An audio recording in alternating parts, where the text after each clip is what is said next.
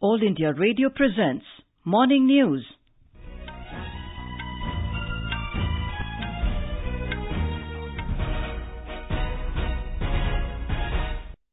Good morning. I'm Anuja Kumar. The headlines.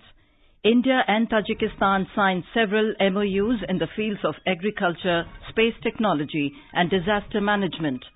Prime Minister Narendra Modi to unveil statue of Deen Bandhu Sir Chotu Ram at Sampla in Rohtak, Haryana today, also to lay foundation stone of the rail coach refurbishing and rehabilitation factory in Sonipat. A high-level strategic policy group set up to assist National Security Council to review the security affairs of the country. Centre decides to start issuing sovereign gold bonds 2018-19 from this month. A UN panel on climate change issues extensive warning on rising global temperatures. And in sports, India bagged 11 medals, including 3 gold in Asian Para Games in Jakarta. President Ramnath Kovind yesterday had a meeting with his Tajikistan counterpart, Mr. Emom Ali Rahmon, in Dushanbe. On this occasion, both countries signed MOUs in various fields, including political relations, strategic research, agriculture, renewable energy, traditional medicine, space technology, youth affairs, culture and disaster management were signed. In a statement, Mr. Kovind said that there is enormous potential for bilateral cooperation and collaboration in the fields of defense, trade and investment, tourism, health and development partnership. He said that India and Tajikistan remain determined to counter all forms of terrorism and violent extremism, which are grave threats to international peace and stability. Later, addressing the students at the Tajik National University in Dushanbe, President Kovind said that the war on terror and radicalization is not against any religion and should never be. Speaking on the topic of countering radicalization challenges in modern societies, Mr. Kovind said that family plays an important role in preventing and countering radicalization of the youth. Citing India's example, President said that our religious leaders have also played a pivotal role in rejecting, condemning and countering the narrative of hate and terror. Our correspondent covering the President's visit has filed this report. President Ramnath Kovind was given a warm welcome by students of Tajikistan National University in Dushanbe. Mr. President visited the exhibition at the university in which works in the field of translation of literature of both countries were displayed. In his speech also, President reminded about the age-old ties between both nations and emphasized that India is a land of equal opportunity and equal respect for all. Today, on the last day of his visit, President will meet many dignitaries including Prime Minister of Tajikistan, Sushil Chandra Tiwari, AIR News, Dushanbe. Prime Minister Mr. Narendra Modi will visit Sampla in Rohtak district of Haryana today, where he will unveil 64 feet tall statue of Deen Bandhu Sir Chotu Ram, popularly known as Messiah of farmers.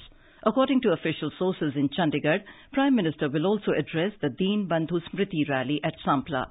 Mr. Modi will also lay the foundation stone of the rail coach repair factory at Badhi in Sonipat district. More from our correspondent. Haryana is fully geared up for the Prime Minister Mr. Narendra Modi's visit to Sampla, where he will unveil the 64 feet tall statue of Sir Chotu Ram, an ideologue of peasants of pre-independence India. Union Minister Virendra Singh, who has reached at Sampla to review the preparedness and participate in the program, said PM's visit to unveil the statue of Sir Chotu Ram depicts his respect for him. Sir Chotu Ram not only brought all the farmers on same platform, but also fought for their interests. The statue, which is being unveiled today, is made of 8 metals and 5,500 farmers of Haryana have donated half to kg iron for it. Ashwini Kumar Sharma, AIR News, Chandigarh. The government has set up the Strategic Policy Group SPG to assist the National Security Council, which advises the Prime Minister on matters of national security and strategic interests of the country. Home Ministry sources said in New Delhi yesterday that the SPG will be chaired by National Security Advisor Ajit Doval, and its members include the Niti Aayog Vice Chairman, the Cabinet Secretary, the Chiefs of the 3 Defence Services, the RBI Governor, the Foreign Secretary, the Home Secretary, the Finance Secretary and the Defence Secretary. A report. The bonds will be restricted for sale to resident entities including individuals, HUFs, trusts, universities and charitable institutions. The bonds will be denominated in multiple of grams of gold with a basic unit of 1 gram. The tenor of the bond will be for a period of 8 years with exit option in 5th, 6th and 7th year to be exercised on the interest payment date.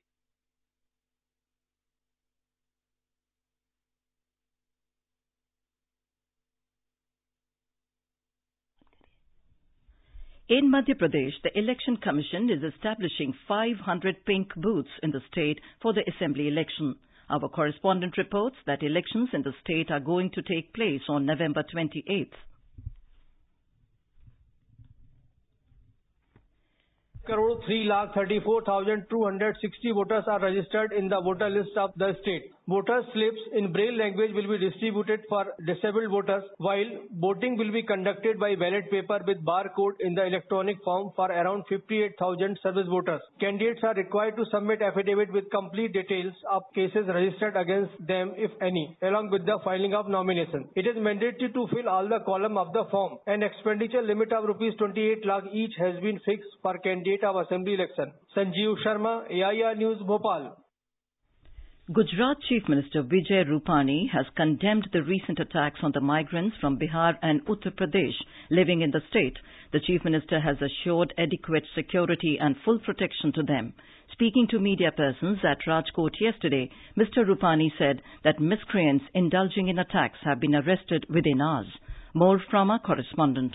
Chief Minister Vijay Rupani also talked with the Chief Minister of Bihar and Uttar Pradesh on phone and assured them for safety and security of migrant people in the state. Situation is now improving fast following arrest of miscreants. More than 400 miscreants, mostly from Thakor Sena, have been arrested in the state after incident of attack on North Indians in the state. Authorities are keeping close monitoring to check the hate messages on social media. Chief Secretary of the state, Jayan Singh, held meeting with all district collectors and superintendent of police and reviewed the situation. Yogesh Pandya, AIR News, Ahmedabad.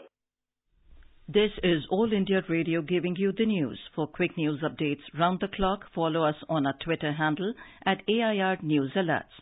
Also, you can log on to our website newsonair.nic.in. The Centre, in consultation with the Reserve Bank of India, has decided to issue sovereign gold bonds 2018-19. Accordingly, these bonds will be issued from this month to February next year. The bonds will be sold through banks, Stock Holding Corporation of India Limited, designated post offices and recognized stock exchanges, National Stock Exchange of India Limited and Bombay Stock Exchange Limited. The bonds will be denominated in multiples of grams of gold with a basic unit of 1 gram. The tenure of the bond will be for a period of 8 years with exit option in 5th, 6th and 7th year to be exercised on the interest payment dates. People across the country are reaping the benefits of Prime Minister's Mudra Yojana PMMY. The scheme aims at providing formal access to financial facilities to the small businesses there by creating more self-employment opportunities in the country. In Meghalaya, the Pradhan Mantri Mudra Yojana is proving to be beneficial in making self-employment opportunities available to various sections of the society. Here is a ground report from our Shillong correspondent. In Meghalaya, the Pradhan Mantri Mudra Yojana is creating job opportunities while improving the quality of life for many people in Shillong. Subhendu Das, a business person dealing with computers, said that after availing the Mudra loan of 5 lakh rupees, it has helped him expand his business setup. He said that his confidence level to work hard has increased. जब ये loan के scheme के बारे में मेरे को पता चला, मैंने बैंक को अप्रोच किया, तो जो डॉक्यूमेंट चाहिए था सारा देने के बाद मेरे को मिल गया. मेरे पास अब स्टाफ है, मैं उनको एम्प्लॉयमेंट दे रहा हूँ, इनका भी इनकम बढ़ रहा है. तो इस तरह स्कीम की वजह से बेनिफिट बहुत सारे आ रहा है. Meanwhile, Shiva Saha, a tea seller who used to work for other person, now has his own business set up in Shillong, providing tea and snacks to many offices in the city. मेरा नाम sir Shiva Saha है, चाय की दुकान है. पहले हम लोग सिर्फ चाय बिक्री करते थे, साथ में निमकी था. फिर मुद्रा लोन आया, उसके बाद हम लोग बिजनेस थोड़ा आगे बढ़ाए. हम लोग मुद्रा लोन आने के बाद काफी फायदा हुआ. Indeed, the initiative of the Pradhan Mantri Mudra Yojana to help people belonging to different communities across the country is enormous, and Meghalaya is no exception. Murangtem Rustam Singh for AIR News, Shillong. Union Home Minister Rajnath Singh has said Destination Uttarakhand Investors Summit will curb the problem of migration in the state and encourage reverse migration. Addressing the investors on the concluding day of the summit in Dehradun yesterday, Mr. Singh said India is among the top 10 economies of the world and by 2030 it will be among the top 3. Union Food Processing Minister Harsimrat Kaur in her address said there is a lot of potential in food processing sector in Devbhoomi, Uttarakhand. During the summit, over 600 MOUs of over 1,20,000 crore rupees were signed. The Intergovernmental Panel on Climate Change, IPCC, has issued its most extensive warning on the risks of rising global temperatures. The panel released the report after 3 years of research and a week of intense debate between scientists and government officials at a meeting in South Korea. The report says the world is now completely off track, heading towards increase of 3 degrees Celsius. The report pleads to keep the target of 1.5 degrees Celsius above pre-industrial level. A report. Limiting global warming to 1.5 degrees Celsius will require far-reaching and unprecedented changes such as ditching coal for electricity to slash carbon emissions.